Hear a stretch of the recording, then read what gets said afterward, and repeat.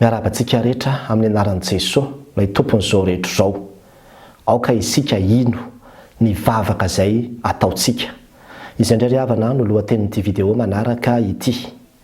Fehezantenin'ny ray aman-dreny maman'ny lava izay lohateny izay.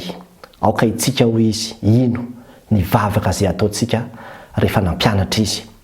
Ary ny mampalahelo indraindray ny vehivavy jentilisa izay miazona ny lehilahy amin'ny fanafody gasy dia mino kokoa ny herin'io zavatra izay ataony io noho ny vehivavy kristianina anankiray izay miazona ny vadiny amin'ny alalan'ny vavaka.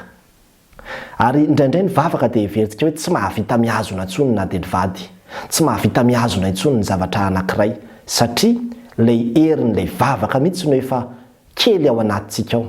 Isika mihitsy nefa tsy mino intsony aloha ny herin'izany atao hoe vavaka izany. Ary izay no mahatonga ny hoe aoka isika ino ny vavaka izay ataontsika. Ny finoana io ry havana tena zava-dehibe io rehefa mivavaka. Voalohany indrindra aloha rehefa mivavaka ianao dia tsy miankina amin'ny halavany zavatra izay teneninao, fa miankina amin'ny halehibe ny finoanao hoe ity vavaka izay ataoko ity aloha voalohany indrindra dia tena mino fa ren'Andriamanitra. Zay aloha tena zavatra ngeza be mila apetraka ao zay. Fa raha tsy zany misy olona mieritreritra hoe nakaiza ilay vavako teo, iny ve tsy nanidina fotsiny tany, dia ahoana moa zany nitoy an'iny, lasalasa fotsiny ihany ilay vavaka dia tsy hita hoe nakaiza ny hafarany. Loatra zany ny fiandraisantsika ny vavaka io. Nefa dia ambaran'ny tenin'Andriamanitra any amin'ny Hebreo 4:9 manao hoe fa izay manantona an'Andriamanitra ozy izy dia tsy maintsy mino fa misy izy sady mamaly soa izay mazoto mitady azy. Tsy maintsy mino anao aloha zany hoe misy Andriamanitra, zay no afaka manantona azy. Ary ilay Andriamanitra izay atononao io dia tena miaino anao, mpiaino vavaka io Andriamanitra io, tena mpiaino vavaka io. Ary ianao zany rehefa mangataka dia tena mahatsapa mihitsy anao hoe ity zavatra izay ho teneniko ity iren'Andriamanitra ity. Zay aloha ny voalohany. Ny faharoa koa rehefa le finoana eo am-pangatahana ihany koa dia le finoana hoe tena raisinao mihitsiny. Ohatra fotsiny izao ny famelan-keloka. Raha mangataka tsika famondram-po, raha mangataka tsika famelan-keloka amin'Andriamanitra dia efa nambarina izany amin'ny Jaona voalohany, toko voalohany 9:8. Raha miaiky ny fahotantsika isika ozy izy dia mahatoky sy marina izy sady manadio antsika, manafaka antsika amin'ny tsy fahamarinana rehetra. Fa mino an'izany ve nefa ianao aloha? Indraindray manko tsika rehefa ho asa miverimberina le ota na antohy izany dia manomboka lasa misy salasalana, ary izay mihitsy ny asan'ny devoly. Ny vavaka izay ataonao lasa tsisy tokotany intsony satria mikorotana ny sainao dia lasa tenitenenana hoe tsy voavela zany ny heloka ao. Ianao raha mamerimberina foana ka inona no voavela, ianao misangisangy amin'Andriamanitra, Andriamanitra efa tsy te herika anao intsony, tsy voavela zany ny fahotanao. Io no mahatonga ana amin'ny teny hoe mila mino ianao ny vavaka izay ataonao. Raha mangataka famondram-po ianao dia mila mino zato isan-jato, tsisy niza afaka anameloka anao intsony fa tonga ianao dia milaza manao hoe voavela ny heloka. Zay satria efa mibebaka teo. Tsy voatery hoe hitomany ianao, tsy voatery hidobodoboka ny fonao, tsy voatery isy zavatra mafana miakatra anatin'ny vatanao any, na tsy voatery hoe lava be koa ny fehezanteny izay ho teneninao. Fa rehefa manantona an'Andriamanitra amin'ny finoana ianao ka milaza eo anatrehany ny fahotanao sy ny fahadalana vitanao dia tonga dia eo ao ianao dia mila mino fa mandray famelan-keloka. Izay ilay mahatonga ana amin'ny teny hoe rehefa mangataka aloha famelan-keloka dia mila mino fa tena mandray famelan-keloka. Dia tahaka izany koa mila mino isika fa ny zavatra izay tenenintsika ao anatin'ny vavaka izay atao dia tena ain'Andriamanitra ny manatanteraka azy. Fa raha ohatra ianao ka misalasala hoe zany ve ho vitany, zany ve hitranga, zany ve hiovatsony, nefa hoentinao ambavaka ihany ilay izy dia amin'izay fotoana izay ianao aza tsy minoko. Ny tenin'Andriamanitra dia milaza tongava aminao arak'izay inonao Fa raha vao misalasala ianao dia ozy ny tenin'Andriamanitra hoe toy ny akoho fa entin'ny rivotra sahady ianao, tsy afaka ny tena azo izay zavatra tadiavinao ianao raha vao misalasala. Fa ianao zany tena mila mino mihitsy hoe aleo fa hoentiko ambavaka fa ho hitanareo ny vokatra.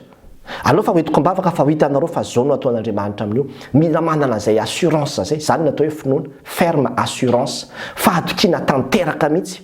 Ka rehefa mivavaka ianao dia mino mihitsy ianao zato isan-jato aloha fa ain'Andriamanitra atao ny zavatra izay tadiavinao sy angatahanao. Tena mila manana izay finoana izay ianao. Ary tena mila mino ianao fa mpamaly vavaka Andriamanitra. Zany mihitsy ny ambaran'ny Hebreo teo. Zay rehetra manantonao dia tsy maintsy mino fa misy izy sady mpamaly soa izay mazoto mitady azy. Zany hoe Andriamanitra mpamaly vavaka io Andriamanitra io, ka rehefa lasa tany ny vavaka anao a dia tsy maintsy misy valiny iny.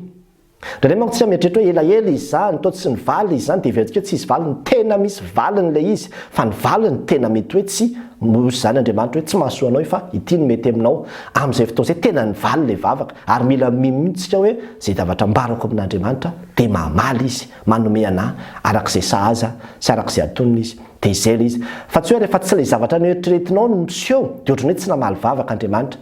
Tena voaray an'Andriamanitra. Tena voaray an'Andriamanitra ny zavatra rehetra ravana.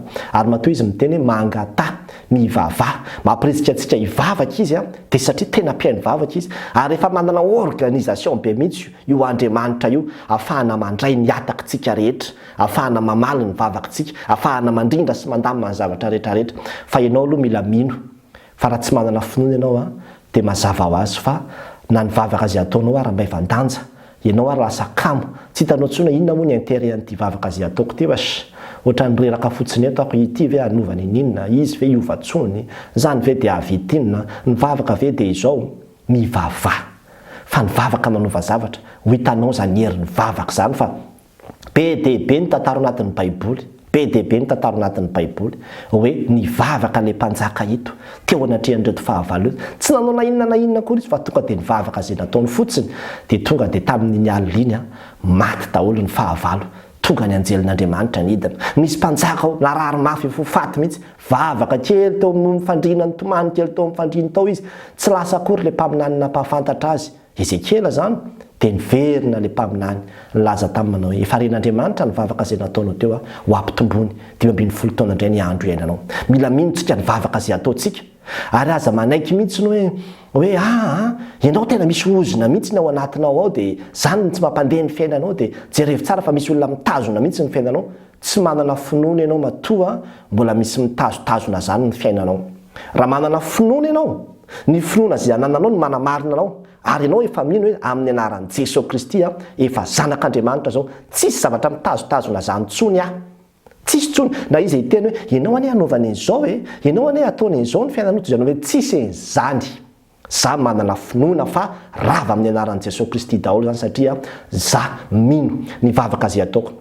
Ary rehefa mandrava ianao amin'ny anaran'i Jesosy Kristy dia tena mila mino ianao hoe korotana daholo ny tontolon'ny Satana eny ambony rehetrarehetra eny rehefa mandrava ny asan'ny devoly ianao.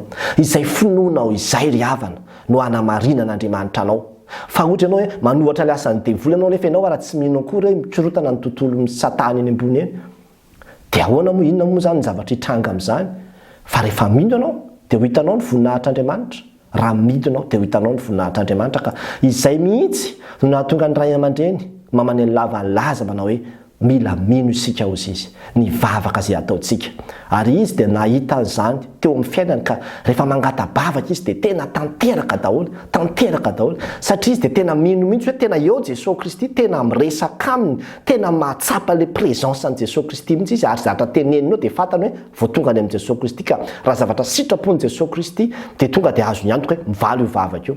Dia izay finoana lehibe tao anatin'izay no nahazahoany valim-bavaka mandrakariva, ary izay ilay secret nahafahany nahazo ny zavatra rehetrarehetra. Ka ianao koa ry havana amin'ny tean'io ity, ozany hoe za tsy mahay mivavaka, tsy mila fahaizana mivavaka be, zavatra kely izay ao anatin'ny vavanao fotsiny dia tonony amin'ny finoana dia ho hitanao ny herin'Andriamanitra fa io vavaka io, raha tena mino ny heriny io sika dia tena misy heriny eo amin'ny fiainantsika tokoa ny vavaka. Ho an'Andriamanitra reny ihany ny voninahitra. Amen.